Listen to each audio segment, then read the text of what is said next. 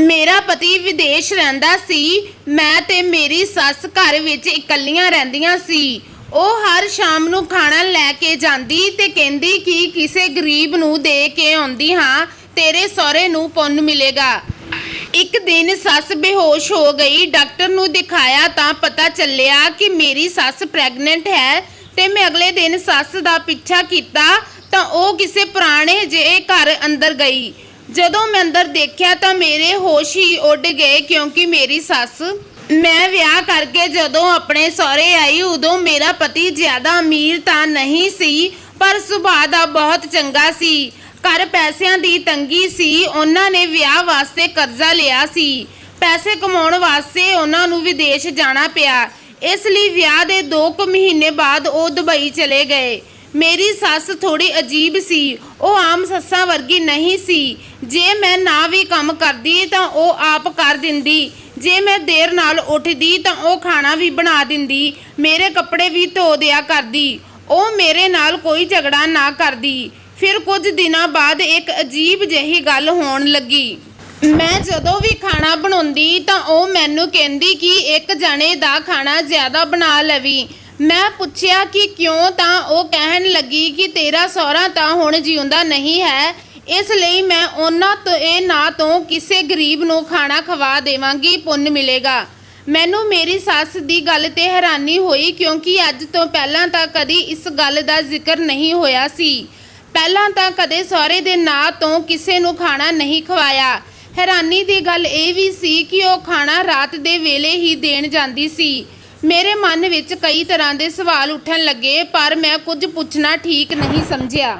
ਮੇਰੇ ਦਿਲ ਵਿੱਚ ਆਪਣੀ ਸੱਸ ਦੀ ਇੱਜ਼ਤ ਹੋਰ ਵੀ ਵੱਧ ਗਈ ਜਦੋਂ ਉਹ ਗਰੀਬ ਨੂੰ ਖਾਣਾ ਦੇਣ ਦੀ ਗੱਲ ਕਰਨ ਲੱਗੇ। ਮੇਰੀ ਸੱਸ ਰੋਜ਼ ਖਾਣਾ ਲੈ ਕੇ ਬਾਹਰ ਚਲੇ ਜਾਂਦੀ ਤੇ ਕਾਫੀ ਦੇਰ ਤੱਕ ਵਾਪਸ ਨਾ ਆਉਂਦੀ। ਮੈਂ ਆਪਣੀ ਸੱਸ ਨੂੰ ਕਿਹਾ ਇੰਨੀ ਦੇਰ ਕਿਉਂ ਹੋ ਜਾਂਦੀ, ਤਾਂ ਉਹ ਕਹਿਣ ਲੱਗੀ ਕਿ ਖਾਣਾ ਖਾਣ ਤੋਂ ਬਾਅਦ ਮੈਂ ਗਵਾਂਢ ਦੇ ਵਿੱਚ ਚਲੇ ਜਾਂਦੀ ਹਾਂ, ਉੱਥੇ ਗੱਲਾਂ ਕਰਦੇ ਕਰਦੇ ਦੇਰ ਹੋ ਜਾਂਦੀ ਹੈ। ਜ਼ਿੰਦਗੀ ਇਸ ਤਰ੍ਹਾਂ ਹੀ ਚੱਲ ਰਹੀ ਸੀ ਕਿ ਇੱਕ ਦਿਨ ਮੈਨੂੰ ਅਜਿਹੀ ਖਬਰ ਮਿਲੀ ਜਿਸ ਨੂੰ ਸੁਣ ਕੇ ਮੇਰੇ ਪੈਰਾਂ ਥੱਲਿਓਂ ਜ਼ਮੀਨ ਖਿਸਕ ਗਈ। ਮੈਨੂੰ ਇੱਕ ਪਲ ਵਿੱਚ ਆਪਣੀ ਸੱਸ ਤੋਂ ਨਫ਼ਰਤ ਹੋਣ ਲੱਗ ਗਈ। ਮੇਰੀ ਭੋਲੀ ਭਾਲੀ ਦਿਸਣ ਵਾਲੀ ਸੱਸ ਇਸ ਤਰ੍ਹਾਂ ਦੀ ਹੋਵੇਗੀ ਮੈਂ ਸੋਚ ਵੀ ਨਹੀਂ ਸਕਦੀ ਸੀ। ਮੈਨੂੰ ਨਹੀਂ ਪਤਾ ਸੀ ਕਿ ਉਹ ਚੰਗੇ ਦਿਸਣ ਦਾ ਨਾਟਕ ਕਰਦੀ ਹੈ। ਮੈਨੂੰ ਤਾਂ ਵਿਸ਼ਵਾਸ ਨਹੀਂ ਹੋ ਰਿਹਾ ਸੀ ਕਿ ਮੇਰੀ ਸੱਸ ਇਸ ਤਰ੍ਹਾਂ ਵੀ ਕਰ ਸਕਦੀ ਹੈ। ਮੈਂ ਬਹੁਤ ਪਰੇਸ਼ਾਨ ਹੋ ਗਈ ਕਿ ਮੈਂ ਆਪਣੇ ਪਤੀ ਨੂੰ ਇਹ ਸਭ ਕਿਸ ਤਰ੍ਹਾਂ ਦੱਸਾਂਗੀ। ਮੈਨੂੰ ਤਾਂ ਸ਼ਰਮ ਆ ਰਹੀ ਸੀ। ਇੱਕ ਦਿਨ ਮੇਰੀ ਸੱਸ ਚੱਕਰ ਖਾ ਕੇ ਡਿੱਗ ਪਈ। ਮੈਂ ਪਰੇਸ਼ਾਨ ਹੋ ਗਈ। ਮੈਂ ਉਸ ਨੂੰ ਹਸਪਤਾਲ ਲੈ ਕੇ ਗਈ। ਡਾਕਟਰ ਨੇ ਦਵਾਈ ਦਿੱਤੀ ਤੇ ਕੁਝ ਟੈਸਟ ਕੀਤੇ। ਮੇਰੀ ਸੱਸ ਨੂੰ ਹੋਸ਼ ਆ ਗਿਆ। ਮੈਂ ਉਸ ਨੂੰ ਘਰ ਲੈ ਆਈ। ਅਗਲੇ ਦਿਨ ਮੈਂ ਜਦੋਂ ਰਿਪੋਰਟ ਲੈਣ ਗਈ ਤਾਂ ਰਿਪੋਰਟ ਦੇਖ ਕੇ ਮੇਰੇ ਪੈਰਾਂ ਥੱਲਿਓਂ ਜ਼ਮੀਨ ਖਿਸਕ ਗਈ। ਰਿਪੋਰਟ ਮੁਤਾਬਿਕ ਮੇਰੀ ਸੱਸ ਪ੍ਰੈਗਨੈਂਟ ਸੀ। ਮੇਰੀ ਸੱਸ ਦੀ ਉਮਰ 40 ਕੁ ਸਾਲ ਦੀ ਸੀ। ਉਸ ਦਾ ਵਿਆਹ 14 ਸਾਲ ਦੀ ਉਮਰ ਵਿੱਚ ਹੋ ਗਿਆ ਸੀ। ਮੈਂ ਰਿਪੋਰਟ ਲੈ ਕੇ ਘਰ ਆ ਗਈ, ਪਰ ਆਪਣੀ ਸੱਸ ਨੂੰ ਇਸ ਬਾਰੇ ਕੁਝ ਨਹੀਂ ਦੱਸਿਆ। ਮੇਰੀ ਸੱਸ ਦੀ ਤਬੀਅਤ ਖਰਾਬ ਹੀ ਰਹਿੰਦੀ ਸੀ, ਪਰ ਫਿਰ ਵੀ ਉਹ ਰੋਜ਼ ਖਾਣਾ ਲੈ ਕੇ ਜਾਂਦੀ ਸੀ। ਮੈਨੂੰ ਗੁੱਸਾ ਆ ਗਿਆ। ਹੁਣ ਮੈਨੂੰ ਯਕੀਨ ਹੋ ਗਿਆ ਕਿ ਖਾਣੇ ਦੇ ਬਹਾਨੇ ਉਹ ਕਿਸੇ ਨੂੰ ਮਿਲਣ ਜਾਂਦੀ ਹੈ। ਮੈਂ ਸੋਚ ਲਿਆ ਸੀ ਕਿ ਮੈਂ ਸੱਚ ਦਾ ਪਤਾ ਕਰਕੇ ਹੀ ਰਹਾਂਗੀ ਕਿ ਮਾਮਲਾ ਕੀ ਹੈ। ਮੇਰੀ ਸੱਸ ਰੋਜ਼ ਕਿੱਥੇ ਜਾਂਦੀ ਹੈ, ਸਾਰੇ ਸਬੂਤ ਇਕੱਠੇ ਕਰਕੇ ਹੀ ਮੈਂ ਆਪਣੇ ਪਤੀ ਨੂੰ ਇਸ ਬਾਰੇ ਦੱਸਾਂਗੀ। ਮੈਂ ਮੇਰੀ ਸੱਸ ਦਾ ਪਿੱਛਾ ਕਰਨ ਬਾਰੇ ਸੋਚਿਆ।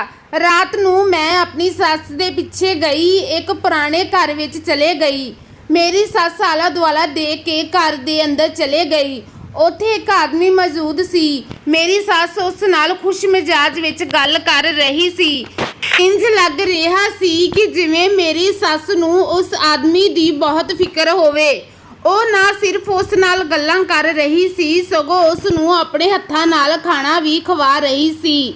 ਮੈਂ ਤਾਂ ਇਹ ਸਭ ਦੇਖ ਕੇ ਸੁੰਨ ਹੋ ਗਈ ਸੀ। ਮਤਲਬ ਮੇਰੀ ਸੱਸ ਰੋਜ਼ ਮੈਨੂੰ ਝੂਠ ਬੋਲਦੀ ਸੀ। ਮੈਂ ਉੱਥੋਂ ਵਾਪਸ ਘਰ ਆ ਗਈ। ਜਦੋਂ ਮੇਰੀ ਸੱਸ ਘਰ ਆਈ ਤਾਂ ਮੈਨੂੰ ਜਾਗਦਾ ਦੇਖ ਕੇ ਹੈਰਾਨ ਹੋ ਗਈ। ਉਹ ਕਹਿਣ ਲੱਗੀ, ਤੂੰ ਸੁੱਤੀ ਨਹੀਂ ਹਜੇ ਤੱਕ? ਮੈਨੂੰ ਵੀ ਗੁੱਸਾ ਆ ਗਿਆ। ਮੈਂ ਕਿਹਾ ਜਿਸ ਦੀ ਸੱਸ ਰਾਤ ਨੂੰ ਗੁੱਲ ਖੁਲਾਉਂਦੀ ਫਿਰਦੀ ਹੋਵੇ ਉਹ ਕਿਵੇਂ ਸੋ ਸਕਦੀ ਹੈ। ਮੈਂ ਕਿਹਾ ਇਸ ਤਰ੍ਹਾਂ ਹੈਰਾਨ ਨਾ ਹੋਵੋ, ਮੈਨੂੰ ਸਾਰੀ ਸੱਚਾਈ ਪਤਾ ਲੱਗ ਚੁੱਕੀ ਹੈ ਕਿ ਖਾਣਾ ਦੇਣ ਦੇ ਬਹਾਨੇ ਕਿੱਥੇ ਜਾਂਦੀ ਹੈ, ਕਿਸ ਨੂੰ ਮਿਲਦੀ ਹੈ ਤੇ ਪੇਟ ਵਿੱਚ ਕਿਸ ਦਾ ਬੱਚਾ ਹੈ। ਮੈਂ ਇਹ ਸਭ ਜਾਣ ਗਈ ਹਾਂ। ਮੇਰੀ ਸੱਸ ਕਹਿਣ ਲੱਗੀ ਇਹ ਕੀ ਬੋਲ ਰਹੀ ਆ।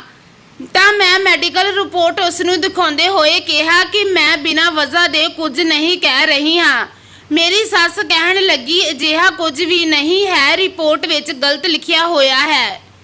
ਮੈਂ ਕਿਹਾ ਚਲੋ ਮੰਨ ਲੈਂਦੇ ਹਾਂ ਕਿ ਰਿਪੋਰਟ ਗਲਤ ਹੈ, ਪਰ ਉਹ ਆਦਮੀ ਕੌਣ ਹੈ ਜਿਸ ਨੂੰ ਖਾਣਾ ਖਵਾਉਣ ਲਈ ਮੈਨੂੰ ਰੋਜ਼ ਝੂਠ ਬੋਲ ਕੇ ਜਾਂਦੀ ਸੀ। ਤੁਹਾਨੂੰ ਜ਼ਰਾ ਵੀ ਸ਼ਰਮ ਨਹੀਂ ਆਈ ਆ ਕੁਝ ਕਰਦੇ ਨੂੰ। ਮੈਂ ਆਪਣੀ ਸਾਰੀ ਭੜਾਸ ਕੱਢ ਦਿੱਤੀ। ਮੇਰੀ ਸੱਸ ਕਹਿਣ ਲੱਗੀ ਤੂੰ ਗਲਤ ਸਮਝ ਰਹੀ ਹੈ, ਉਹ ਆਦਮੀ ਤਾਂ ਮੇਰਾ ਭਰਾ ਹੈ ਜਿਸ ਨੂੰ ਕਿਸੇ ਨੇ ਝੂਠੇ ਕੇਸ ਵਿੱਚ ਫਸਾ ਦਿੱਤਾ ਹੈ, ਜਿਸ ਕਰਕੇ ਉਹ ਪੁਲਿਸ ਤੋਂ ਲੁਕਿਆ ਹੋਇਆ ਸੀ। ਇਸ ਲਈ ਮੈਂ ਉਸ ਨੂੰ ਖਾਣਾ ਦੇਣ ਜਾਂਦੀ ਸੀ। ਮੈਂ ਮਜਬੂਰੀ ਵਿੱਚ ਤੈਨੂੰ ਝੂਠ ਬੋਲਿਆ ਸੀ ਕਿ ਤੂੰ ਮੇਰੇ ਭਰਾ ਬਾਰੇ ਕੀ ਸੋਚੇਂਗੀ। ਮੈਂ ਕਿਹਾ ਇਹ ਰਿਪੋਰਟ ਤਾਂ ਸੱਚ ਕਹਿ ਰਹੀ ਹੈ। ਮੇਰੀ ਸੱਸ ਕਹਿਣ ਲੱਗੀ ਮੈਨੂੰ ਨਹੀਂ ਪਤਾ, ਇਹ ਰਿਪੋਰਟ ਗਲਤ ਹੈ। ਫਿਰ ਮੈਂ ਕਿਹਾ ਕਿ ਸਵੇਰੇ ਹਸਪਤਾਲ ਚੱਲਾਂਗੇ ਤੇ ਦੁੱਧ ਦਾ ਦੁੱਧ ਤੇ ਪਾਣੀ ਦਾ ਪਾਣੀ ਹੋ ਜਾਵੇਗਾ। ਮੈਂ ਸਵੇਰ ਹੁੰਦੇ ਹੀ ਹਸਪਤਾਲ ਗਈ ਤਾਂ ਉੱਥੇ ਜਾ ਕੇ ਜੋ ਪਤਾ ਚੱਲਿਆ ਉਹ ਸੁਣ ਕੇ ਮੇਰਾ ਤਾਂ ਸਾਹ ਹੀ ਰੁਕ ਗਿਆ। ਉਹਨਾਂ ਨੇ ਮੈਨੂੰ ਦੱਸਿਆ ਕਿ ਨਾਮ ਇੱਕ ਹੋਣ ਕਰਕੇ ਰਿਪੋਰਟ ਗਲਤ ਹੋ ਗਈ ਹੈ। ਮੇਰੀ ਸੱਸ ਦੀ ਰਿਪੋਰਟ ਕਿਸੇ ਹੋਰ ਨਾਲ ਬਦਲ ਗਈ ਸੀ। ਮੈਨੂੰ ਪਤਾ ਚੱਲਿਆ ਕਿ ਮੇਰੀ ਸੱਸ ਦੀ ਰਿਪੋਰਟ ਅਨੁਸਾਰ ਉਸ ਨੂੰ ਕੈਂਸਰ ਦੀ ਬਿਮਾਰੀ ਸੀ। ਹੁਣ ਮੈਂ ਉਹਨਾਂ ਨੂੰ ਕੀ ਦੱਸਦੀ। ਮੈਂ ਇੰਨੀ ਦੇਰ ਤੋਂ ਆਪਣੀ ਸੱਸ ਦੇ ਚਰਿੱਤਰ ਤੇ ਉਂਗਲੀ ਉਠਾ ਰਹੀ ਸੀ। ਮੈਂ ਕਿਸ ਮੂੰਹ ਨਾਲ ਉਸ ਤੋਂ ਮਾਫੀ ਮੰਗਦੀ। ਮੈਂ ਹਿੰਮਤ ਕਰਕੇ ਘਰ ਪਹੁੰਚੀ ਤੇ ਆਪਣੀ ਸੱਸ ਦੇ ਗਲੇ ਲੱਗ ਕੇ ਰੋਣ ਲੱਗੀ ਤੇ ਉਸ ਨੂੰ ਸਾਰੀ ਹਕੀਕਤ ਦੱਸ ਦਿੱਤੀ। ਮੇਰੀ ਸੱਸ ਬਿਲਕੁਲ ਸੱਚ ਕਹਿ ਰਹੀ ਸੀ। ਮੇਰੀ ਸੱਸ ਉਸ ਸਮੇਂ ਬਿਮਾਰ ਹੀ ਰਹਿੰਦੀ। ਉਸ ਦੀਆਂ ਅੱਖਾਂ ਵਿੱਚ ਮੇਰੇ ਲਈ ਸ਼ਿਕਾਇਤ ਰਹਿੰਦੀ ਸੀ। ਇੱਕ ਛੋਟੀ ਜਿਹੀ ਗਲਤਫਹਿਮੀ ਨੇ ਸਭ ਕੁਝ ਬਰਬਾਦ ਕਰ ਦਿੱਤਾ।